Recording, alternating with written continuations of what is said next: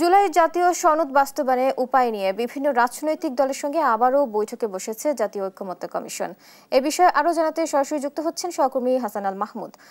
হাসান, আলোচনার সূচনা বক্তব্যে কি বলছেন আলী রিয়াজ, এ বিষয়ে আমাদের জানাবেন।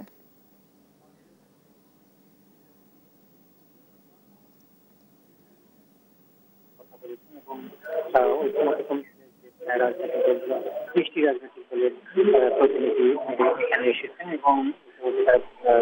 আলোচনা শুরু করেছে এবং আমরা বলেছে যে ৮৪টি বিষয়ে ঐকমত্য কমিশনের যে প্রস্তাবনা দেওয়া হয়েছে সেই প্রস্তাবনার আলোকে ঐকমত্য কমিশনের যে প্রস্তাবনা দেওয়া হয়েছিল সেই প্রস্তাবনার আলোকে কিন্তু ৮৪টি প্রস্তাবে কিন্তু রাজনৈতিক দল ঘোষণা করেছিলেন এবং সেই ঐকমত্য কমিশনের যে প্রস্তাবগুলো সেগুলো আসলে ঠিক কীভাবে বাস্তবায়ন করা হবে সেগুলো নিয়ে কিন্তু আজকে আলোচনা হচ্ছে এবং চূড়ান্ত আলোচনায় এটিকে বলা চলে। এবং কিছুক্ষণ আগে কথা বলছিলেন ডক্টর আলী,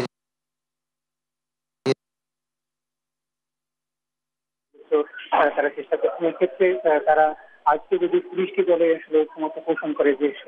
তারা আজকে যদি ঐকমত্যে আসে তাহলে হয়তো তারা বিশেষজ্ঞের যে পরামর্শ সেটি আর নেবে না। যদি কোনো কোনো ক্ষেত্রে ঐকমত্য না হয় সেক্ষেত্রে তারা হয়তো বিশেষজ্ঞ পরামর্শ নিয়ে পরবর্তী সিদ্ধান্ত নেবে। তবে তারা একটি বিষয় স্পষ্ট করেছেন, সেটা হচ্ছে ১৫ অক্টোবরের পরেই কিন্তু ঐকমত্য কমিশনের দ্বারা মেয়াদ বাড়ানো হচ্ছে না। এর মধ্যেই কিন্তু সমস্ত ধরনের ঐকমত্য তারা পৌঁছেছেন এবং জুলাই সনদ বাস্তবায়নের যে প্রক্রিয়া সেটি তারা চূড়ান্ত করবেন বলে কিছুক্ষণ আগে আমরা জানতে পেরেছি। তবে ঐকমত্য কমিশনের সহসভাপতি ডক্টর আলী রিয়াজ যেটি বলছিলেন যে এই ঐকমত্য শুধু রাজনৈতিক সংস্কার এবং রাষ্ট্রের যে সংস্কার প্রত্যাশী সেটি কিন্তু প্রত্যেকটি রাজনৈতিক দলের কর্মী এবং সাধারণ ছাত্র জনতা যারা জুলাই অভ্যুত্থানের নিহত হয়েছে, জীবন দিয়েছে, তাদের প্রত্যাশাই আসলে এই ঐকমত্য কমিশন এবং এই ঐকমত্য কমিশন তাদের যে রক্তের প্রতিদান সেটি কিন্তু তারা বাস্তবায়ন করতে এবং রাষ্ট্রের যে একটি আনুষ্ঠানিক সংস্কার প্রক্রিয়া সেটি তারা চূড়ান্ত করতে চায় এবং আগামী নির্বাচন এই সংস্কার প্রক্রিয়ার উপরেই হতে পারে না সেটি বিশ্লেষণ করে যে